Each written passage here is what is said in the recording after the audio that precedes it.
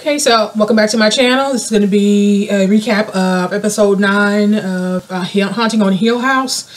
And I'm not exactly sure how to pronounce the name. It's Screaming Meemies? Meemies? I have no idea, but okay. Okay, so it opens with Mom. Okay, so they're back in the house with the kids. And she fell asleep on the chair with Luke and Nell. And Dad walks in, and he was basically like, oh, I guess, you guys got tuckered out, the whole thing, and they go back and forth.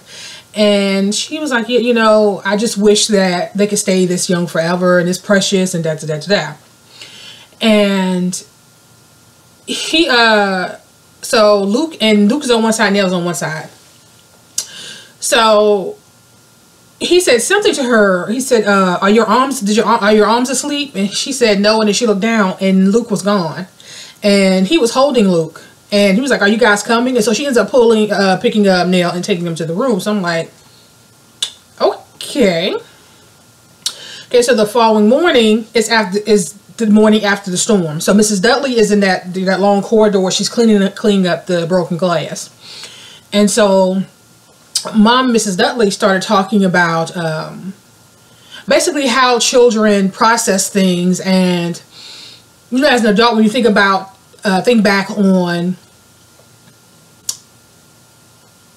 your perception as a child, things that you thought was so scary as a kid, somehow you could look back on as an adult and laugh. And she was talking about how after her father passed away suddenly, she was sitting, she was home with her sister Janet, and she was sitting in her father's recliner. She said she started crying, and then she started crying, it just started raining, and she just came out of nowhere. There was no forecast for rain, and so she said she just started to cry harder, and it started to rain harder, and she was like, you hear taps in the window, so she thought it was hail. And so she heard the window in her and her sister's room break, so she went upstairs. And she realized that it was small black rocks pelting the window, hitting the house. That was the tapping noise she was hearing. And she said her mom came in, blood running down her head, because it was falling so hard. Her mom had, running from the car to the house, had gotten, hit in the head. And so she had a gash on her head. And she said they basically huddled together and just rode out the storm. And she started recounting a number of times that it happened, a number of stories like in Sicily and a couple of other places where that phenomenon had happened. And she was like, that she, for a time as a kid, she believed that she was responsible for that because she was crying over her dad. And she was saying, basically, children now, to think back on that as an adult, all I can do is laugh. And so the next scene is her. She's going into her reading room to read, have her little tea or whatever. And as a migraine started coming on. So she walks downstairs to the kitchen to get the medication and something to drink, some aspirin or something. And so as she's walking down the staircase, she passes the man with the mustache that was fixing the clock. Now, it doesn't look like she noticed him or acknowledged him, and she just walked on past because she was, basically, if you've ever had a migraine, it's damn near crippling. So she's walking into the kitchen, and Cheryl and Luke are fighting. And they're fighting because Luke wanted to give Abigail some of Shirley's clothes. And Shirley was like, Abigail is not real. What are you talking about? And she was like, no, you can't take any of my clothes. And so the mom basically told Luke, you can't give Abigail any of your sister's clothes. And Cheryl was like, Mom, Abigail's not real. Tell her what she was telling Luke. Tell her where you saw her, like in the woods. And so the mom was like, okay, you guys have fun. So she walked on, because sometimes she'll get like this. You can see this distance in her eyes, like she's physically there, but her mind is somewhere else. And so she goes back upstairs to her reading room, opens the door. She's now in the morgue in Shirley's house, and Nell is there on the table, dead, obviously deceased. So she walks over and she sees Nell, and of course she starts having an emotional reaction, and she backs up and hits something, and you turn around, and she turned around and she looked on the ground, and she saw Luke dead on the floor. And so of course she was like, oh my God, my babies, my babies. And she was looking at Luke, and as her, because now at this point her back is to Nell. And so Nell sits up, and the mom turns around and she's looking at her, and she's trying to say something, but when you die they glue your mouth or sew your mouth. I don't know how they do that to keep your mouth from falling open. It's scaring the shit out of everybody at the church. But so she cut the thread or whatever that was keeping her mouth together, her lips together, and she just started screaming, "Mommy, mommy, mommy!" And then she falls, and then the mom falls back, and now she's back in her reading room. So, okay, so clearly they're bringing all this together. I'm like, oh my God, is Luke dead? Was that what that was about? Just saying that Luke died. The house killed Luke. Okay, so the next morning, Mom is having another one of her migraines, and of course, all of the workmen are in the house, trying to get this house together so they can get out here a lot sooner. So she's having some auditory issues. I don't know if you ever had a migraine. You are sensitive to everything, to smells, to colors, to sound. And so you could tell she was struggling as she was walking down the stairs. And as she was walking down the stairs, she walked past the clock man again. But his face looked kind of distorted, and he was just standing up against the wall. So it's like he's there, but nobody, at this point, nobody hasn't even acknowledged that he's there for real. And so she's like having these auditory issues where, she can hear all the banging and the stuff, and it started to get to her. So Hugh walks past her. This is when he was taking the fans down to the basement to start trying to dry up the mold. And she was kind of leaned up against the wall, trying to catch her breath and just trying to get her thoughts together. And then you see her, it was later in the night, and she sees tucking the twins in.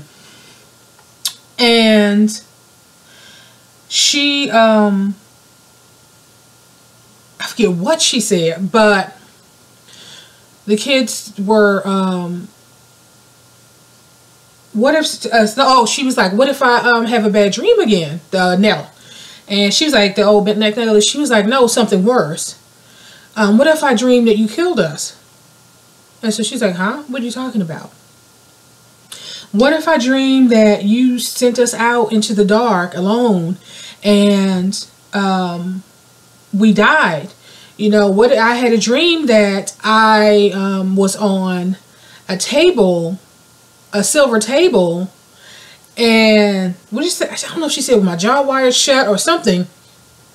And and then Luke started talking about, well, yeah, what if I die on the floor? What if I grow up and start putting poison into my body and to the point where it kills me? And I can't remember which one of them said, and he dies with a needle in his arm, and they're standing there like, and she said like, what are you talking about? She's like, my man, it's so far because you killed us, because you sent us out into the dark. And she was standing like, I don't understand. What do you mean? What do you talk? Obviously, it's just all things that, well, we haven't seen what happened to Luke, but we can, know that that's what happened to Nell. And she was like, and things get so bad that I have to end it all. So we know that that's eventually what happened to Nell. And so she's standing there having some, like, I don't, like, where is this coming from? Why are you guys saying this? And that's when you flash back to the scene where, I forget why Steve went upstairs. But that's when he saw her. She was standing in the room talking, and he called her, and she turned around. She was like, where are the twins? And he was like, I think they're downstairs. And so she left out of the room, I guess, to go and see them. So that was that scene. That's where we picked up that scene from the previous episode. And so she went into, so Mrs. Dudley is walking through, I guess this would be considered the art room, because this is where they have a lot of sculptures, like stone sculptures and that kind of stuff. And so she's walking through the room with paint, cans of paint. And Olivia's in there, and she was just like, she just needed to get away. She just needed to decompress. It's the space to herself where, you don't have a lot of people. And she started talking to Mrs. Dudley. And she's like, well, what are those? She said, oh, it's paint. Then she was saying, oh, Steve has a surprise for you. So she went to get the paint for Steve to paint the vanity. And she was like, this is for Steve, and he's going to have a surprise for you. And she sat down, and they started talking. And she started talking to her about homeschooling. Mrs. Dudley homeschools her daughter. And, Olivia started talking about, you want to protect them. And you want to keep them basically insulated and because the world is so scary and this, that, and third, and you know, you kind of second guess somehow. She kind of second guessed her instinct, and Mrs. Dudley was like, you never do that. And she was talking about how Hugh, I don't know if she was trying to insinuate that he's not, that he like when she tells him things he doesn't really listen or believe it, like when she was telling him about the dream the vision she had, and he just talked it up to being a dream. And Mrs. Dudley was like, you know what, I don't care what anybody tells you. You carried those children. You're closer to them than anything. So if you're worried about something, then you need to pay attention to that. And even if it makes them mad, even if it makes him mad, Hugh talking about her husband. And she was like, you know, when she said this is a strange house. She said when I heard that there was going to be some people working on the house. Initially, when her husband told her that he was going to help out, she told him no. But she was like, and initially, she was not going to go into that house. And she was like, until I found out that there was a family here and little children. And that's when I said yes. And I thought that, you know, I would come, me being here, I would be able to keep an eye out for things. But, you know, I don't stay after dark. I don't stay after dark. And my child has never set foot in this house and never will. And Olivia's like, it's just a house. And Mrs. Dudley is all but saying, no, there's, you know, there's strange things happen in this house after dark. And I'm sure you know exactly what I'm talking about. And she said, so when you guys supposed to be moving? And she was telling her August, if that, because that was before the whole mold situation. And she was like, August is good. But if you can get out of here sooner, that would be even better. And so she said, well, just Olivia telling her that, you know, I leave on Monday to go spend some time with my sister. And she said, that's good. Because so if you could leave here, you know, but basically telling her that she thought, Mrs. Dudley basically told Olivia that she felt that she should get out of the house sooner because she seems to be more affected by what's going on in this house. And she was like, you know, that's good. But she was like, you know, I'm gonna continue to pray for you. I know you guys don't believe in that, but every night I say a prayer for you guys, and I'll say a few more prayers for you tonight. And she basically thanked Mrs. Dudley, and they parted ways. So, oh goodness, we're getting to, I guess, the crescendo of what happened to Olivia in the house that night. Okay, so she's just later in the evening, and everybody's in bed, and so she's telling Hugh about her experience. And she said that, you know, she was explaining to him that they were both adults, that Luke and Nell were adults, but a mother knows her children basically, and I know that was them. And he did what I guess it would say a person who, any rational person would do. He basically chalked it up to she was having a dream. You know, she was sleeping, then the migraines, the whole thing. And so he was like, yeah, you know, you've just been feeling a little loopy, and I've been feeling a little loopy too. And I can't believe I did this. And he was basically talking about the cut on his hand. If you remember back in the basement when they were trying to drive the mold. And he kind of yelled at Steve because he told Steve to unplug the fan. And Steve was like, I did. But the fan was still going. He ends up cutting his hand. And so he's sitting down with the bandage on his hand. Basically like, you know, I don't know how I wasn't paying attention. And the whole thing. And she was basically like, you know what, you thought the fan was off. And, you know, it was just an accident. Okay, so they turn in for the night. So later that night, you hear a little noise. She wakes up. She saw a figure standing in the door, and they walked off. So she tries to wake Hugh up. He was dead to the world. She's trying to tell him that she thinks somebody's in the house. And so he didn't wake up. So she got up and kind of peeked out their bedroom door. And when she looked back, she saw a lady leaning over Hugh. And the lady was, you know, basically telling her, you know, not to say anything, not to wake him. And she led her back into the her reading, what is now her reading room. And so the woman, I wonder if, because she said that Willie would love you. I think Willie will love you. So I wonder if that's, what's her name, Poppy? Is that who Willie married? The two people that met in the nut house, basically. Sorry, mental institution. So she was like, I think he's going to love you. She basically said, I love what you've done with the room. It was her dressing room at first, and then it turned into a nursery. And, she was dressed in like some in 1920s garb. It almost sounded like she had like a New York kind of accent, the woman. So she was telling her about children. And because, she had the dream about Luke and Nell dying. And so the woman was telling her about her children, how her daughter died this agonizing death, and her son, he suffered as well. And then she was like, and then she started to just bust out laughing. Then the mom told her about her dream, and she started talking about there's nothing worse than the loss of a child. You think there's nothing, and the mom was like, no, there's nothing worse than losing a child.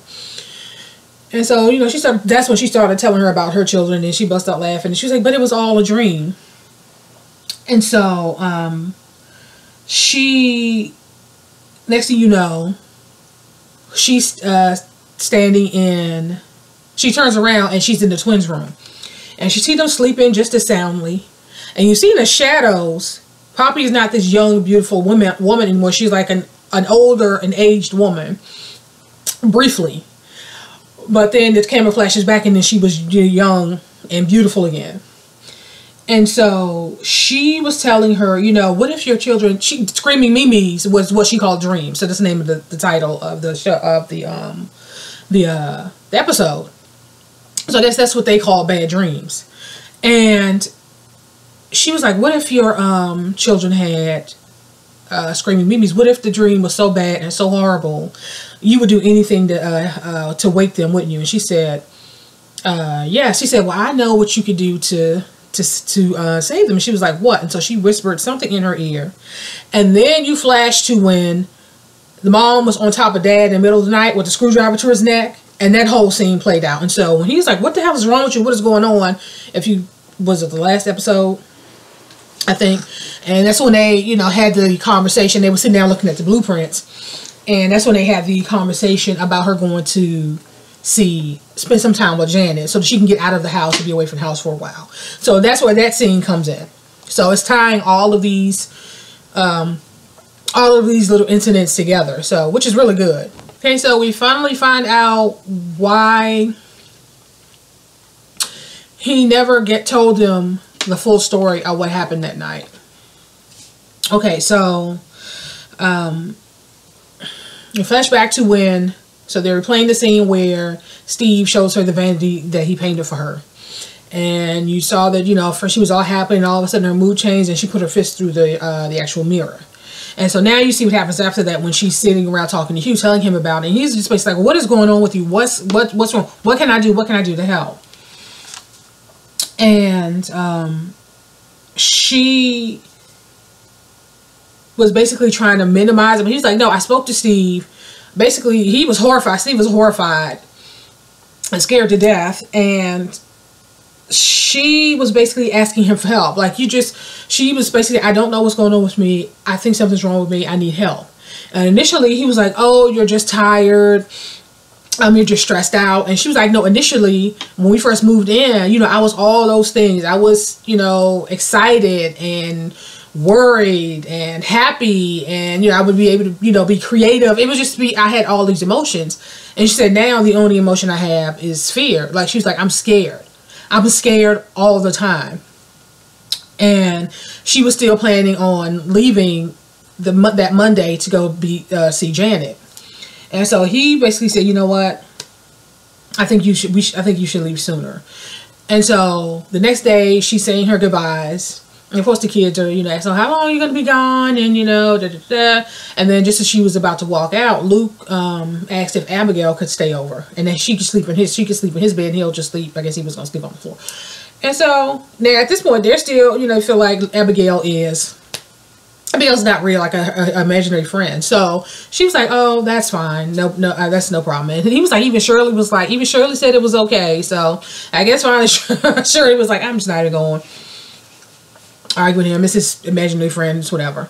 So she left. And later on that day, she called to check on how things were going. And, you know, you had all this noise in the back. Even the kids, they all in the kitchen sitting down to eat. They just loud. And he's trying to say, I'm on the phone. It's your mom. And they're like, hi, mom. Hi, mom. And they arguing and fussing and all this noise in the background. And so he was like, well, how were things? And how's Janet? And tell Janet I said hi. And she was like, oh, it was great. You know, just great. It's good. And Janet, you know, he said hi to, you know, that whole thing. And he's basically like, you know what, let me call you back after I get them, you know, a little bit later when I get them all situated in bed. And so they hang up. And then you realize that she's not at Janet's. She's at that motel where Nellie stayed before she went back to the house, and which is also the same motel he left the children at when he went back to go check on their mom, to get what he thought was going to go to get their mom. Okay, so she never went to Janet's. So it's later in the evening. Hugh done fell asleep on. Actually, you know, let me flash back a little bit. So before she got the phone call from her, he went down in the basement to see how the treatments were going with the mold, and it looked like it had spread. So now he's like, "Oh, you've got to be kidding me!" So now we flash forward. He's pooped. He's knocked out on the chair, and she stayed there for a while and just watched him sleep.